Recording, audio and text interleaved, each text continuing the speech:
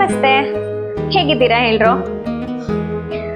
ನಮ್ಮ ಮುಖ್ಯ ಪ್ರಾಬ್ಲಮ್ ಏನು, ಮನೆಯಲ್ಲಿರುವಂತಹ ಟ್ಯಾಪ್ಗಳು ರಸ್ಟ್ ಹಿಡಿತಿದೆ, ವೈಟ್ ವೈಟ್ ಪ್ಯಾಚಸ್ಗಳ ತರ ಕಾಣಿಸ್ತಿದೆ, ಶೈನಿಂಗ್ ಎಲ್ಲ ಹೋಗ್ತಿದೆ ಅಂತ ಅಲ್ವಾ?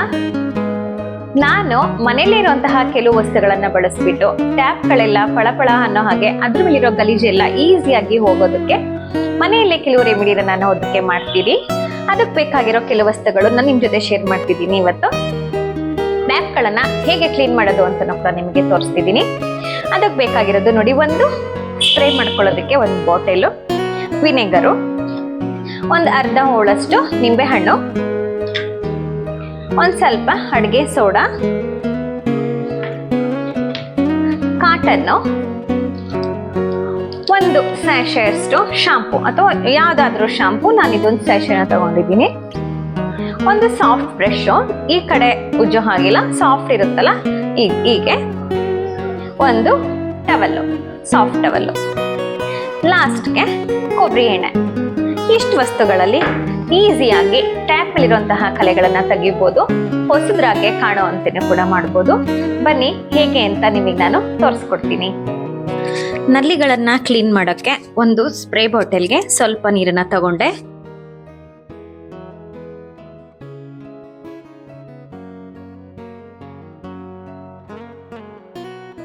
ಅರ್ಧ ಹೋಳು ನಿಂಬೆಹಣ್ಣನ್ನ ತಗೊಂಡು ಅದನ್ನ ಹಿಂಡ್ಕೊಂಡು ಅದ್ರ ಜ್ಯೂಸನ್ನ ನೀರಿಗೆ ಸೇರಿಸ್ಕೊಂಡೆ. ನೆಕ್ಸ್ಟ್ ವಿನೆಗರ್ ಸಿಗುತ್ತೆ ಅಲ್ವಾ, ಅಂಗಡಿಯಲ್ಲೂ ಸಿಗುತ್ತೆ.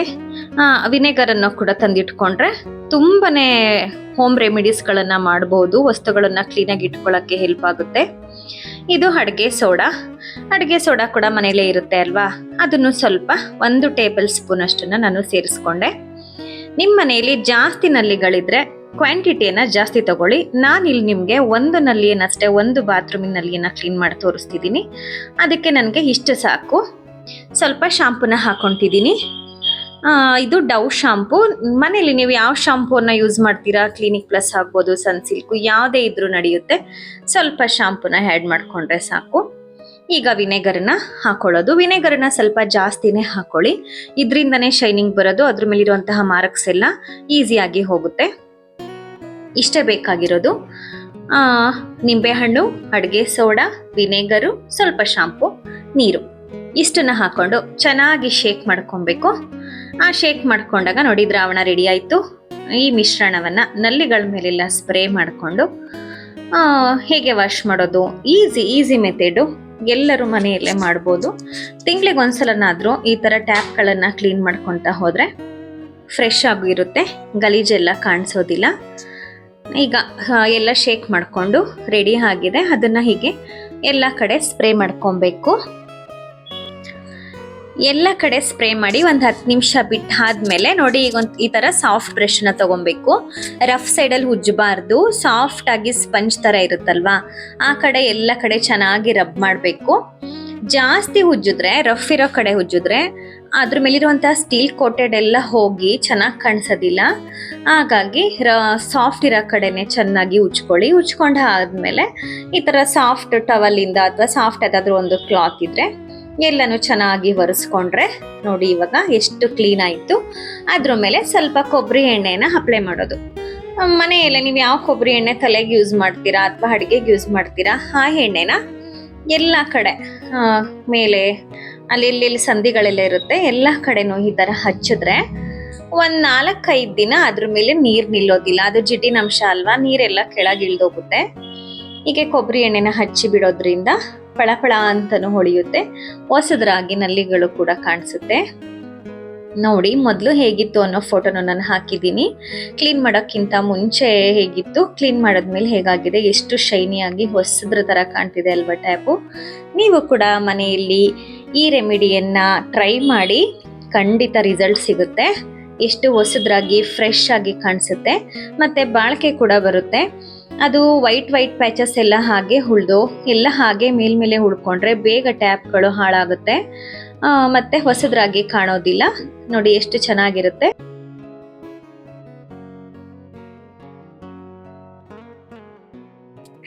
ಸಂಜೆ ಸ್ನ್ಯಾಕ್ಸ್ ಟೈಮ್ಗೆ ಮಸಾಲಾ ಪಾಪಡನ ಮಾಡಿದ್ದೆ, ಅದ್ರದ್ದು ಕೆಲವು ವಿಡಿಯೋ ಕ್ಲಿಪ್ಸ್ಗಳನ್ನು ನಿಮ್ಮ ಜೊತೆ ಶೇರ್ ಮಾಡ್ತಿದ್ದೀನಿ.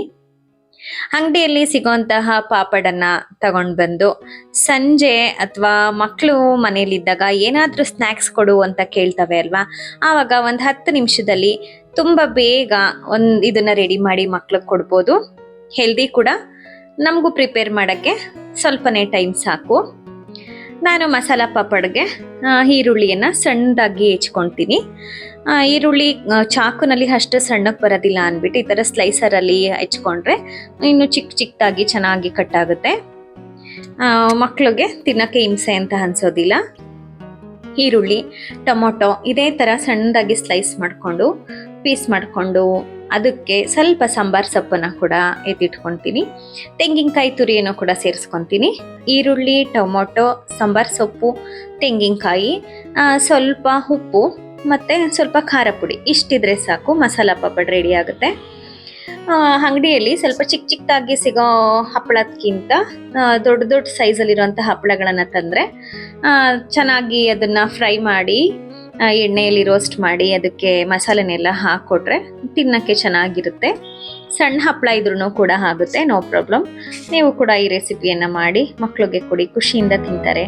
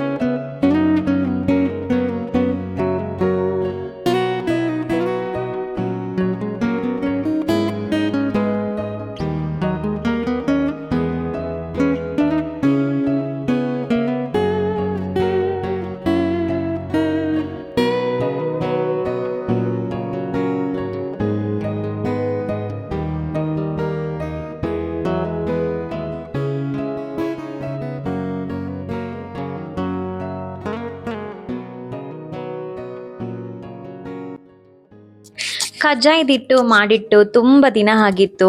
ಅದನ್ನು ಸ್ವಲ್ಪ ಮಾಡೋಣ ಅಂದ್ಬಿಟ್ಟು ನಾನು ಸಂಜೆ ಕಜ್ಜಾಯನೂ ಕೂಡ ಪ್ರಿಪೇರ್ ಮಾಡಿದೆ.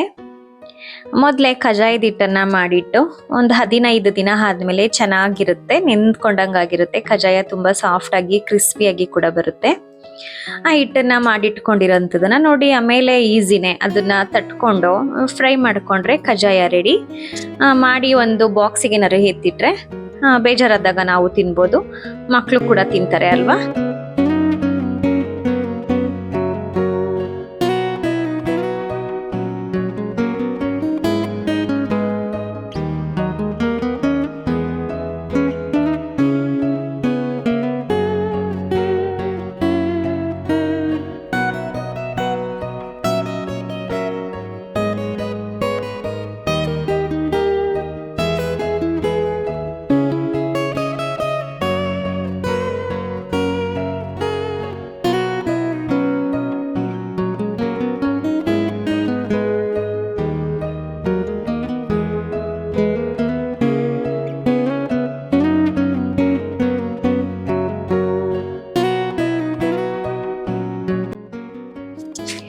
ಈ ವಿಡಿಯೋ ನಿಮಗೆಲ್ಲ ಇಷ್ಟ ಆಗಿದೆ ಅಂತ ನಾನು ಅಂದ್ಕೊಳ್ತೀನಿ. ದಯವಿಟ್ಟು ನಮ್ಮ ಚಾನಲ್ನ ಲೈಕ್ ಮಾಡಿ, ಶೇರ್ ಮಾಡಿ, ಸಬ್ಸ್ಕ್ರೈಬ್ ಮಾಡೋದನ್ನೆಂತೂ ಮರಿಲೇಬೇಡಿ. Thank you for watching.